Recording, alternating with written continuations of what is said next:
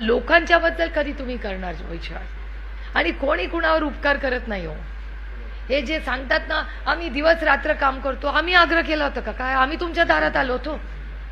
तुम्हाला हौस आहे ना आमदार आणि मंत्री बनायची, मग खरा काम काय उपकार करताय का आमच्यावर? खरंच आहे, ही माइंडसेट बदली पाहिजे, विचार करायची पद्धत बदलली पाहिजे. कष्ट सगळेच करतात हो, का हेच करतात का फक्त? कष्ट सगळेच करतात.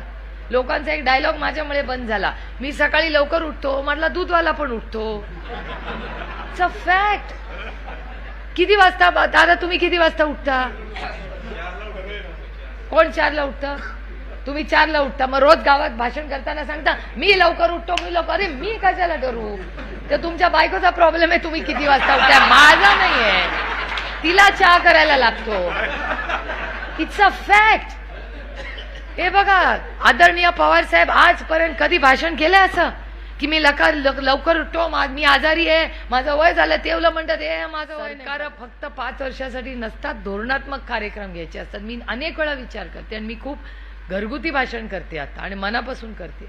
मला खूप वेळा असं वाटतं की चला बारामतीत एवढा विकास घडला ते म्हणतात, पण त्याला मतं का नाही पडली? मग no, it's a very serious issue. हा खूप गांभीर्याने घ्यायचा विषय, हसण्याचा विषय नाहीये. तुम्ही विचार करून बघा. मी खूप याचा विचार केला की 2 वेगळी पॉलिसीज होत्या. एका नेत्यांनी नोकरी आणली, एका नेत्यांनी MIDC केली, एका नेत्यांनी पाण्याचे प्रश्न सोडवले, एका नेत्यांनी सामाजिक परिवर्तन केलं, दुसऱ्या नेत्यांनी रस्ते केले आणि नवीन बिल्डिंगी बांधल्या. लोकांना नोकरी पाहिजे, पाणी पाहिजे, सामाजिक परिवर्तन पाहिजे. त्यांना फक्त बिल्डिंगा नकोयत, रस्ते नकोयत. त्या रस्त्यांनी जर माझ्या पोराला नोकरी मिळणार नसली, त्याला पगार मिळणार नसला तर काय करायचं? आणि कुणाला गेले ते रस्ते? मोठे मोठे रस्ते झाले, समृद्धी महामार्ग.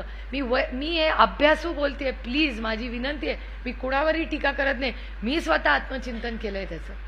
कारण का असं कसं झालं? असं होऊच कसं शकतं? जर तुम्ही म्हणता, मी परवा भरणे मामांचं भाषण ऐकलं. भरणे मामा म्हणले मी 5,000 कोटी रुपये आणले. मी थक्कच झाले.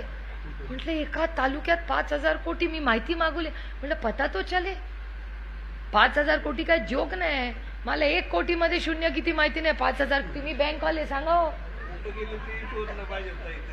आणि मी गांभीर्याने तुम्हाला सांगते, हो सत्ता येते जाते, निवडणूक येते जाते. माझ्या राज्याची कधी तुम्ही या लोकांच्या बद्दल कधी तुम्ही करणार विचार? आणि कोणी कुणावर उपकार करत नाही हो.